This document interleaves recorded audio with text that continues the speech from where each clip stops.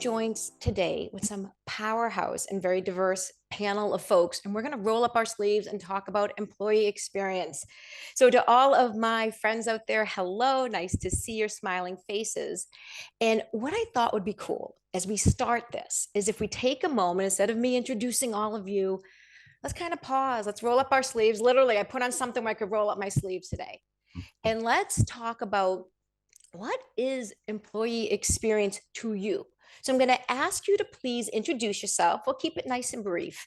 But I hear the word employee experience as often as I hear the word human resources. And I think what's happening is no one's really nailing what it is. It's getting diluted. We hear it and we don't think much about it. So, my friend Dee, nice to see you, Dee. Would you please Hi, Rosette. introduce yourself?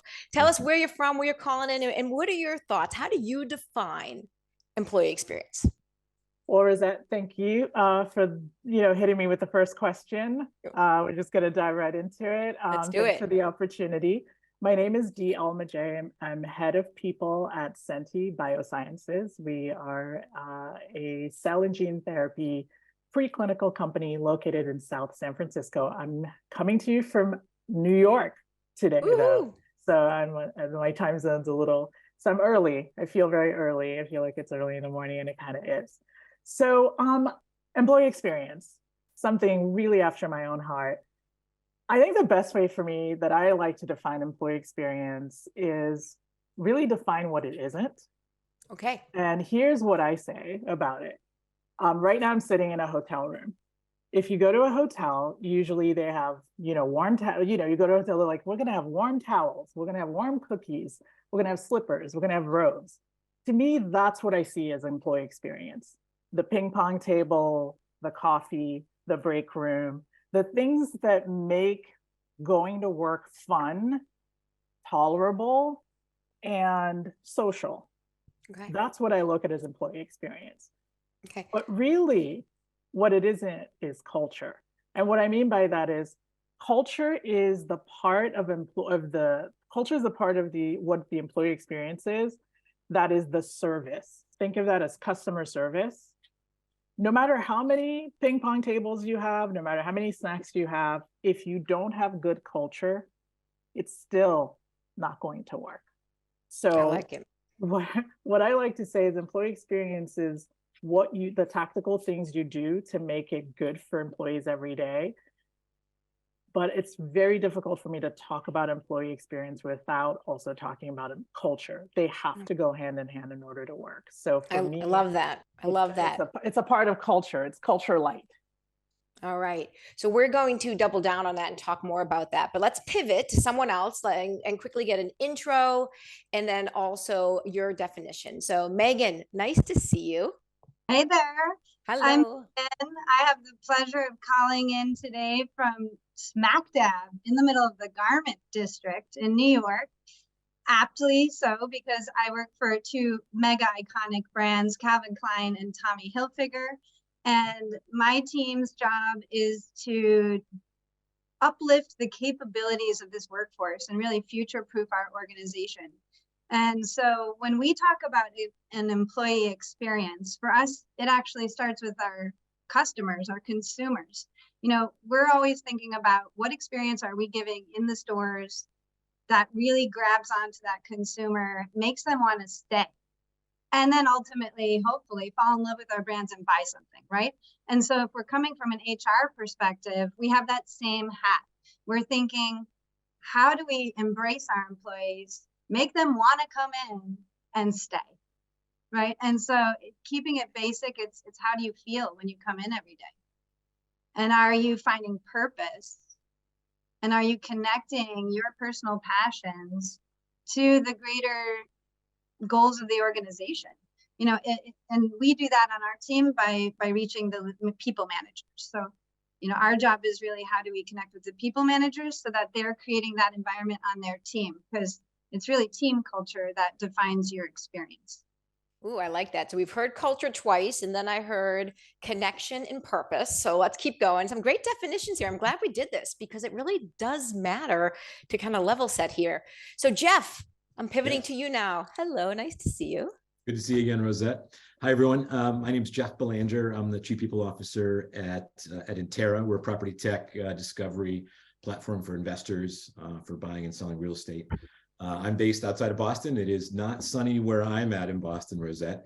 The clouds have moved in and the wind as well, but I'll deal with it. There's no snow on the ground yet, so that's great. So what is employee experience? So Megan, I think I'm probably a little bit closer to your definition of employee experience. I look at it as the stories we tell. And what I mean by that is I think about the employee experience more as it is the experience that employees have and that candidates and prospects have and customers have with who you are, your brand, your community, what you're trying to build. But it truly is about connecting people and what your identity represents. And so for me, I think about my role as an example as a hybrid role between a product manager and a marketing executive, a marketing person, right? So what I want to be able to do is tell those stories most effectively. And I do that by thinking through what my story is from a marketing. And do I have the product, similar, Dee, to really how you represented it, are there services that I'm trying to position, sell, create, and build? And are there also products that allow me to do that? And so for me, the employee experience is truly about what are the stories that I want to tell. All right, stories, love it. And it is sunny here on the North Shore. I'm sorry, I'm only a few miles from you. So you're going to see sun coming in and it keeps moving on me. It looks great. Thanks. Wagner, nice to see you. Oh, good to see you. Hi, everyone. It's good to hear all these definitions. I'm Wagner Denuso. I spend my time trying to figure out the capabilities of future of work as well. I do leadership development, and currently I do organizational effectiveness for Prudential Financial.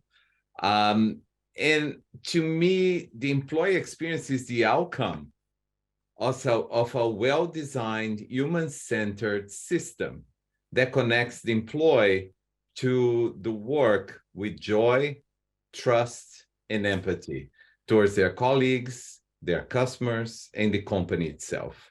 So I think it has to be a well-designed system. So the employee experience is the outcome, is the representation of what you create.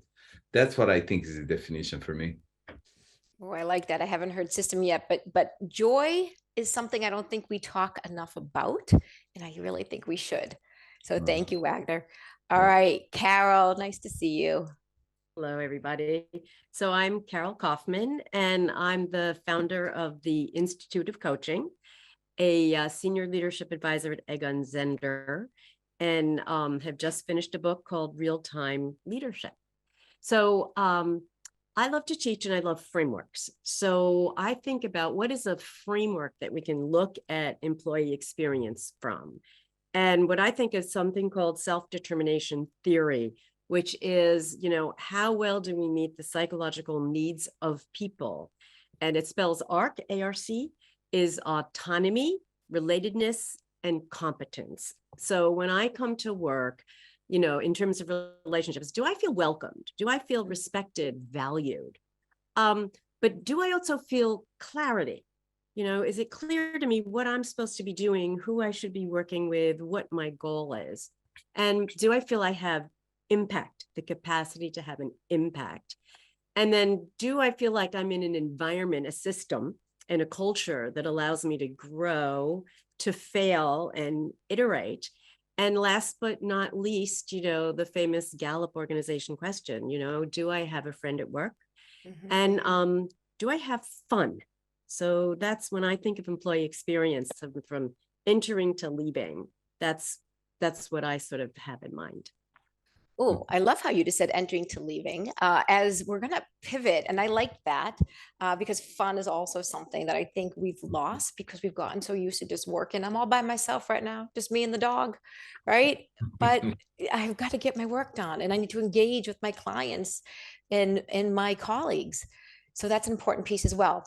So I'm going to go back to what you just said from the beginning to the end and think about the employee life cycle.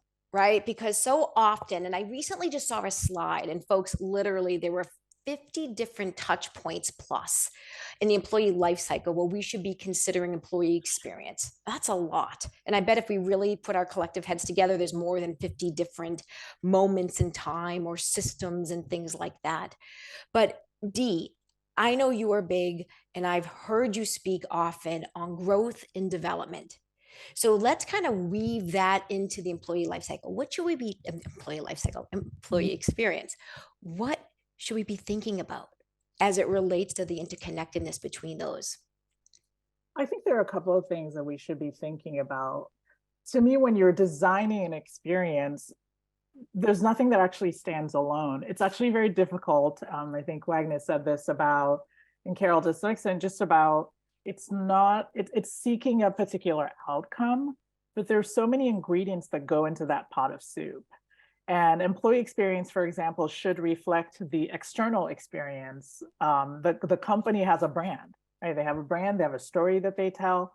The employee experience should reflect that, because one of the things that drives employees crazy is when they see an external brand of their company that doesn't reflect their internal experience. So really, it's the holding ourselves to that standard. If we say we do Black Lives Matter, if we say, whatever we're saying outside and on LinkedIn should be reflected in our employee experience and should be reflected in what our employees feel, creating that environment of joy at work. And so part of joy at work is the career development. It used to be when I was an intern and coming up, people would say, you need to really be looking out for your job security. Now people are looking for career security.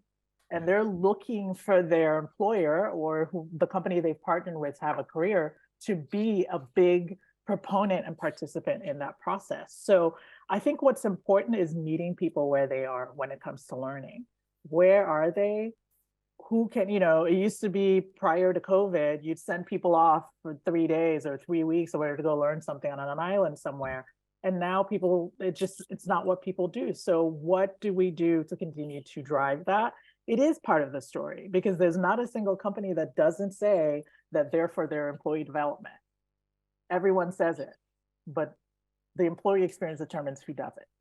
Oh, Yeah. Wagner, any thoughts there? Or Megan, go ahead. I just heard you. Yeah, I was going to say that one of the themes I've seen across my career is that people reach a certain point in their career when they just stop developing themselves.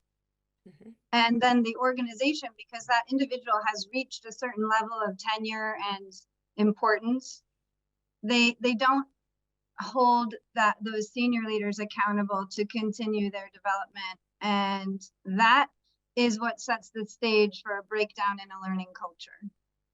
And it's something that I would implore everyone listening to find a way to affect that kind of change, because it's paramount that we just always have this mindset of growth.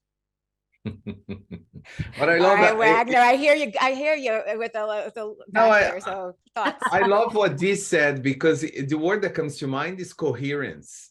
Yeah. I think we're in a world today that's very transparent. Senior leaders cannot hide behind communication memos. We cannot hide behind hierarchy. And I think it's very transparent, the world we are in. And the reputation that we create for our company has to be exactly the reputation we create as an employer.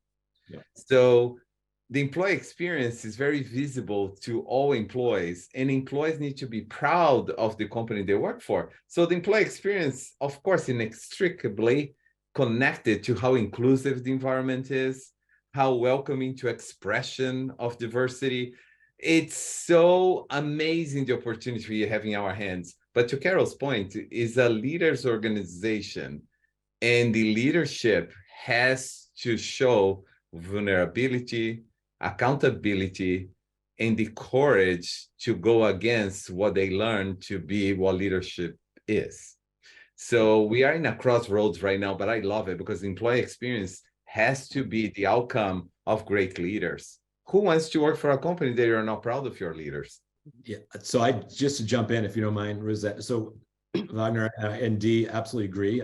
I think it's the harmonization for me of what you say inside and what you're trying to show outside. So in a very simple term, people want to hear, it's the show me mentality. Just go ahead, show me. You can say it, but now you gotta show me. And what you say to your audience externally when you're out there talking about how diverse you are, how inclusive of a culture you are, how much growth you're going to have when you're trying to attract talent to come into your organization, you're talking to your internal employees at the same time. You're not having a separate message. You're not having a whole, hey, I'm going to have an internal meeting and we're going to talk about growth and development and internal promotion. And it's going to be different than what I just said at a conference or on my website for, my careers page, and to try to attract people to come here, right? And so the reality is those are the same messages. What you say internally is what you're saying externally. What you're saying externally is what you're saying internally. Today in social media, it's all the same.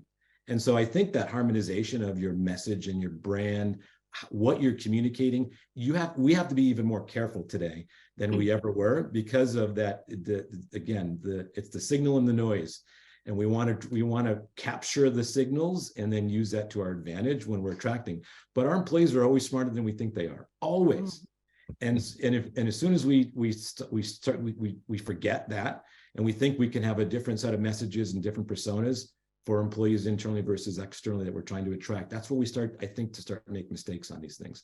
And so I think it is about the brand.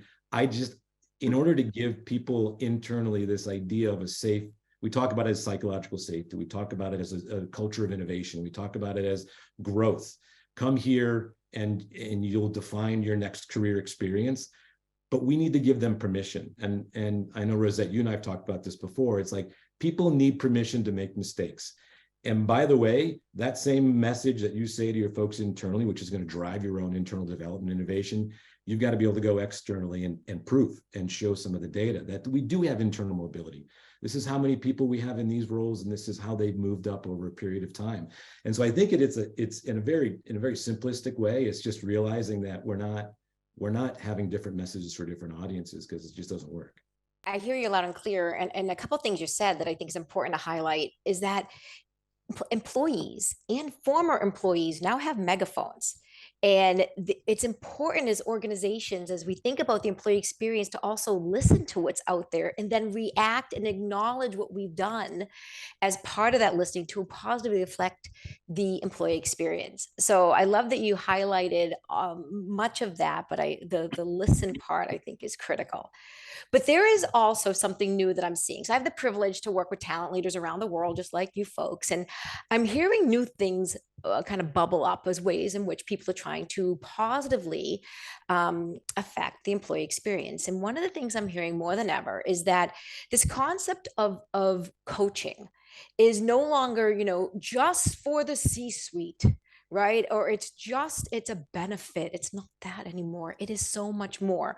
So Megan, I would love your thoughts on, how can coaching be part of the employee experience? Is that something that's really happening today, or just the few people I, have the privilege of chatting with? Or what are you seeing from your point of view? Yeah, absolutely it can. So first of all, I think an amazing change has happened in the mindset of employees, which is that coaching isn't an intervention when something is wrong. That's what it used to be. Today, people see coaching as a huge reward. I get to have someone who is spending time with me to work specifically with me on the things that are going to have impact for my team and my organization. It's incredibly fulfilling. I mean, who doesn't love to get some one-on-one attention, right? And the reason that I say yes so affirmatively to your question is because we have companies now that offer coaching at scale. You said the truth, 10 years ago, it was more of a situation where we could only find one person who might be able to address two people in our organization. And now there are teams of coaches who work in partnership with these great agencies that can partner with your company and help you really drive organizational transformation, as well as the personal changes that happen. So these are happening simultaneously, and that's how we get organizations to invest at scale in coaching. And it's just, I had a team member who was really able to unlock his truth and bring his full self to work. And I think that's when it becomes beautiful, because we believe in this idea of authentic leadership now, where We don't want you to just fit a mold. We want you to bring you. But if you don't know how to do that with skill, it can derail. And so that's where coaching becomes so beautiful, is being yourself, but with a little more skill. So I'd like to add a little bit to what Megan said. At Senti, in my organization, we're all in the idea of coaching. Being a startup, we had a lot of people doing things for the first time or the second time. And we needed a way to get to people, meet people where they are, have them grow authentically and organically to what works for them. Something that wouldn't take a ton of time in a group setting where they had to leave work, because we're a startup, so not a lot of time to go off and learn things. And really, for us, when you think of employee experience, the first word in that term is employee. So employee is human, a person. Okay, so human being experience. And so it's really about self-serving into coaching.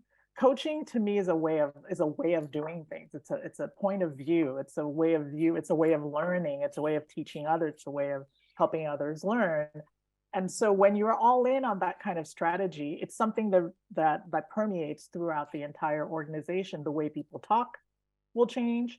The way people interact with each other. Well, my coach said this, or what did your coach say? Oh, I'm not very happy. Well, you can switch coaches, helping people understand that. I always knew coaching as, if you had a poorly behaved executive, you farmed them off to a coach to help them be better and learn people skills.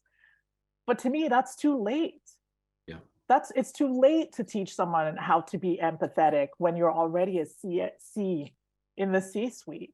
What I think coaching allows people to do is open up that side of who they are, as Megan was saying, find those things early, because it's so much harder later. And, as I believe Wagner said earlier, the society will no longer accept this terrible behavior from people. Employees will not accept terrible behavior. And so I think coaching is a good way to start those conversations in a safe, comfortable environment. And even people can do one-on-one to talk about the things they're unsure of. And so I think we should never get too far away from the word employee, because that is really what we're all here for. And that is really the beginning of employee experience. And I think coaching has a very big role to play into self-serving into those skills individually that people need to be successful. Yeah, and I'd love to start out with talking about what is coaching. So I do a lot of coach training, and I think Sandra mentioned earlier from J&J that she saw that like leaders being trained as coaches is like the most important area right now. But again, I think what you were saying, Dee, also is coaching is sort of a philosophy. It's a way of life. It's not just sort of what you say, it's literally what you emanate as that leader or as the peer that's coaching others. And I think it'd be very interesting to hear at some point about ACE Up and kind of the impacts they're seeing of coaching. So a number of years ago, I was asked to start a coaching program at MGH to coach, to train faculties as coaches. And they thought maybe 10 people would come, but actually 180 came, and they're still doing it. And every single internal medical resident at Massachusetts General Hospital got a coach, a faculty member, not on their own food chain, but somewhere else. And two things really struck me when they started out, and we had a team of researchers following us around. I was ready to just say, well, kill me now, because they were going to offer 4 sessions a year. And they actually thought 4 sessions a year would do something. I'm like, this is such a setup, but I lost the battle to do more. It turned out that those 3 or 4 sessions had a major impact. And in particular, this is for, doctors during, electronic medical records, et cetera, that their burnout went down. The MASLAC, they did some serious, but here's the really interesting part when we talk about coaching in the workplace is I got this idea from Richard Boyatzis, but what we found is that coaching was good for the coach. Coaches felt less burnout. Coaches had more of a sense of meaning. and coaches were feeling like they could be more innovative, connected, and creative. So I kind of wanted to bring that part up, that it's like the coaches are employees too. And it really helped them to be on either side of that equation. Sort of, I think of myself as a practitioner, right? I do a lot of reading. I try to figure out how to solve small problems that eventually, hopefully, get us some bigger gains at some point, right? Within an organization, I think we're all sort of geared that way. At a practical level, and at Intera, we've committed to this as well, Dee. So very much building a coaching culture. The economics of building leaders lends itself, like just purely the practical side of building a leader, you can't do it without a coaching model. It just doesn't work. And the reality is we're in, and I'll say something maybe controversial, but we're in a leadership crisis post-pandemic. And I will say just based on my own experiences, we don't have enough, what I would say, qualified experiential leaders that are in the workforce today. And why? I mean, there's a whole host of reasons why. Many left the workforce during the pandemic and after the pandemic, and so we're missing a lot of that experience at the top end of our demographics. At the bottom end of the demographics, there's not enough folks that are joining the workforce that want to follow that path, and so we've got this big chunky middle of folks where they were experts at something, now they're asked to be generalists, and all of a sudden we've got to teach them how to be a manager. Oh my God, I have to have a hard conversation. What do I do? Well, go read a book and then come back and ask some questions. Well, that doesn't always work. And so this idea of a coaching framework or a coaching model, emerging leaders types of programs, which is what we committed to, is how do we think about the difference between building a leader and a leader that, look, I just went and hired somebody and I brought them into the organization. They've been proven, they've got that experience, and now they're just going to permeate over the next couple of years. Well, I don't have time for permeation.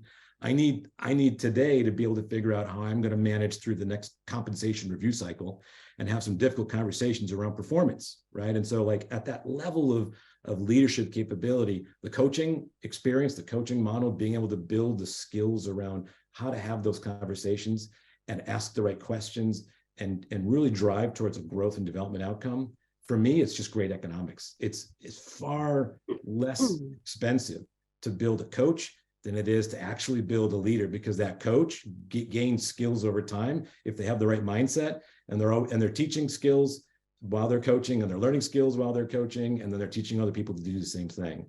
And so for me, I hate to say it, it's just the economics of it. I can't afford the time and the budget to go build a leader because there's not enough of them right now in the workforce. Very well said. And I've often heard that it's just too expensive. And I say, really? And I think, Jeff, you just said it brilliantly, that there is a tremendous ROI. And that is also for including external coaches as well. Yeah. And, Wagner, I've seen you nodding and I started smiling because I heard two words that if I needed to describe the work you are bringing forth, it has to do with leadership in a very human-centered way and being a very authentic leader. So share with us a little bit more on how those words come together to mean something in the employee experience, either as it relates to coaching or just in general, because I feel like these are new words that are getting tossed around out there: authentic leadership, human-centered leaders, but there is some there. And it's time that we start really putting things to practice. So what are you seeing and what are you doing? Well, thank you so much for asking, because in the context of an employee experience, let's talk about coaching first. Coaching is a shared experience. And when you think about the value of having a shared, safe experience, you're talking about helping the employee personalize their experience in the workplace, which brings to the clarity. And I always say this: clarity creates capacity. If leaders are struggling with people not having capacity to do their work, focus on clarity of strategy, clarity of purpose, clarity of your direction. Clarity will create capacity because people don't need to be trying to guess what's happening in the world or in their organizations. So I love that. Clarity creates capacity. But coaching, the context of employee experience, is a shared experience that helps you personalize your experience, helps you empower the employee to achieve their goals. And I think the most important that I think we are missing everywhere is helping employees find their voice to express their talent, their potential, their skills. We are missing that big time. We all talk about not creating one size fits all, but every organization has the same cycles, same programs. And when I think about modernizing the employee experience, we need to move from programs, policies, and processes into experimentation. I think exposure and expression. If we allow employees to fully express their potential in a way that creates energy around their growth, I think like nobody can beat that company. The company that achieves that is going to be the winning in the market.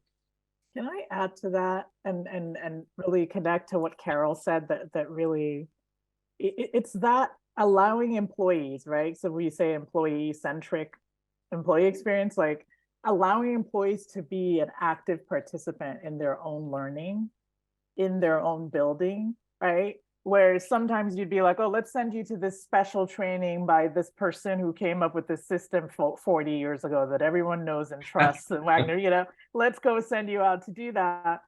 But really, the employee-centric way to go, the people-centric way to go, is to actually involve the individuals in their own growth. I think, Jeff, you talked about this, like having them, we don't have time for all this stuff, right? So we need to build things anew. And I feel coaching offers that opportunity. It offers that up. So people do what I call self-serving into what they need on a daily basis, weekly basis, or in the moment, being able to say, I'm going to go share this with my coach and talk this through and noodle on it and come to what I think I need. Empowering them. There's an empowerment piece of this that I think is also tied to the people experience, versus let me rely on someone else to teach me or read a book. It's like, no, you actually get to immerse yourself in the process as well. And people love, Carol used the word autonomy, which I really love, because that is what I truly believe employees want. They want autonomy. They want to be consulted. They want to be asked. They want to be involved. It's their company too. No, I'm doubling down 100%. I think just the use of guided questions in conversations between an employee and a manager is one of the most powerful ways to drive an outcome of increased performance. Every single time, telling someone they're not performing and then giving them an example is not as powerful as having them come up with why they're not performing on their own. And that coaching, that simple coaching guideline around just, look, here's some guided questions, here's some open-ended, what do you think? You're right. What's the first thing that comes to your mind when we talk about this? What could you have done better differently? You know, what could you do differently next time that would increase your potential performance? How did you show up, right? Those guided questions in an environment where you have some structure and some consistency to how you ask those questions, that type of framework, and Carol, I use frameworks all the time like yourself. I think that is for me at a practical level, the way to increase competence for employees, but also competence for leaders. They get more confidence when they do that. And it proves itself out every time. Sure. So a lot of the work that I have the privilege of doing is helping organizations bring recognition, which is positive feedback, into the fold of their culture. I mean, that's what organizations really need to double down. And I was so thrilled watching the last panel, because I've worked with many of those organizations on the last panel who've woven recognition in. And what I've seen and what the data show is very simple. When you create cultures of recognition and positive feedback, you start to see things like engagement go up from 21 to 27 days. You start to see safety increase. You start to see turnover obviously decrease. You start to see all of these moments that amplify. But what you said, Carol, which, you know, thank you for turning the tables and asking me that question, is that it's not just for the person who received that positive feedback. It's for the giver as well. And I think what we really need to understand when it comes back to whether the topic be recognition or feedback or employee experience in general, is that there's multiple people that we're serving at the same time. It's not just an employee. It's the connection of that employee to another employee. And that is how moments get amplified to affect positively the culture. Megan, you said at the beginning, you know, culture and what we're trying to achieve. So Carol, yes, thank you. That was many moons ago, Carol. That was almost a year ago you saw me here on stage in Boston. Good memory. So yeah, I'd love to what you just said, because I think another way that we haven't talked about yet that coaching impacts the employee experience is the fact that they take it home and they start to apply the techniques of powerful questioning and positive reinforcement in their home with their friends and family. And then they start to feel grateful for this gift that the organization gave to them, that they've been able to expand throughout their life. And so that's another way I think it impacts the employee experience. When the employee experience goes home and it's now talked around at the kitchen table, some of the best advice I ever got from a coach, I then took it home, brought it to my family, brought it to my friends, and said, if you see me do this, help me. Back to Dee, what you said, which is a lot of that empowerment and owning it. And I really think that we need to start to remember that the more we give employees the opportunity to own it and to participate in it, the more that they will take it and do something positively with it. So we are getting close to needing to wrap up. I could talk to this powerhouse forever, but I'm going to ask you all for one final thought. This was about modernizing the employee experience. And once again, we just kind of touch the surface here on employee experience. But if you were to give one nugget of either something you want to double down on, I took a whole list of things I'm going to double down on and think about and maybe ringing all of you. But if you could share one thought of either something you didn't hear that you'd like to suggest, or something you did hear that you're like, highlight this, write this down, I think that'd be super powerful. And we need to be mindful that we only have a few more minutes. But thoughts here. Let's start with Jeff.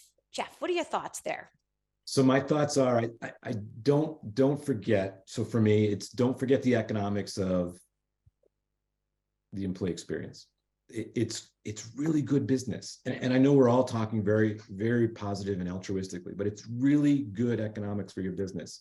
If you think about it, the employee experience, you combine it in this environment of a culture of coaching, and you're truly saying, I can build a leader and I can do X, Y, Z better and faster. I can innovate more. Like it's proven. We're doing it every day. It's just, I don't know if we take enough time to say and look at it as what is truly my cost benefit ratio. And I would say, look at it, look at your own organization, pull the numbers, find out how much you're spending, how much you think you can spend. And I can guarantee you cut it in half and you can still build a culture of coaching and get huge, huge benefits out of it. So don't forget the economics of building leaders, because it's super important. It is super important. Okay, Dee, thoughts? The people are the business and the business are the people. There is no daylight between that. And the idea that anyone says there's daylight is offensive, because there's no company without people. Like, who's working for desks and tables? So from a people operations practitioner point of view, the people should be right there at the table. They are the only people who have something of value to bring that no one else has. If you're the CEO, if you're the CFO, so you can tell me about the finances. If you're you can tell me, but who's going to tell me about the people? I really want to challenge that. So the people should be at the table, or a representative, typically the head of people or head of coaching or whatever it is in the organization. To me, there's no executives and people. There's no this. There are no lines. It is people. Everyone deserves to be at the table, and coaching is just a way to get people to own their voice and bring their full voice to the table and speak in a way that's authentic to them. And so for me, we still need to focus on people first, period, because the people are the company. It's the same to me. There's no daylight. Dee, I love it. You keep it very clean and succinct, very clean. All right, Wagner, thoughts? I have two thoughts. So number one, coaching, going with D, is for everyone. Everyone is a leader in the new workforce. And before you start creating the employee experience, fragmented in cycles, stages, and process, you start thinking that you need to create the environment in which people can be at their best selves. And with that, you need to also to think about the new workforce. I think we are not talking enough about this. The new workforce is all these talent pools, and they are distributed, dynamic, diverse, and very discerning. So don't forget that, they're digital, they're dynamic, they're diverse, discerning, and actually we can do much better if coaching becomes coaching circles for learning, for example, something that I didn't hear here. Group coaching is an incredible way of connecting people, engaging people, and teaching people on how to be successful at work. So I love the coaching and the employee experience connection. Love it too. Okay, we're going to wrap it up with the two ladies here, Carol, then Megan, and then we're going to call it a day. Okay, so for me, I love that, people is good business. There's no daylight. There's a new workforce. So what I'd say is, one thing we haven't talked about employee experience is getting paid and your compensation and your currency. And I think what we're talking about is there's many currencies.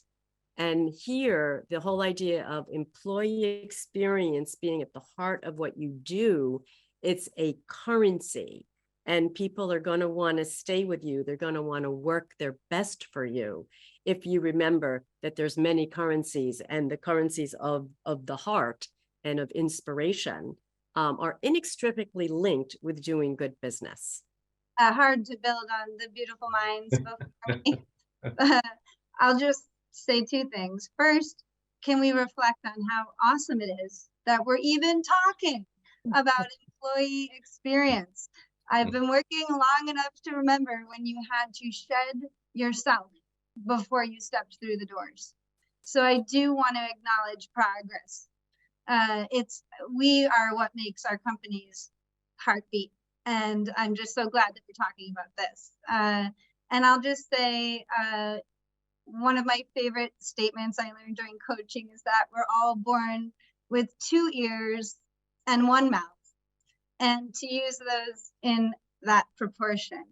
And for me, that's what the beating heart of coaching is all about, asking a great question, sitting back and listening. And I don't think we talked about listening today. So I just wanted to mention how valuable it is at every stage of your career. Thing was that, what was your parting takeaway from the conversation? Oh, I've got so much. My face actually hurts because I've been smiling here because I feel like I found my people.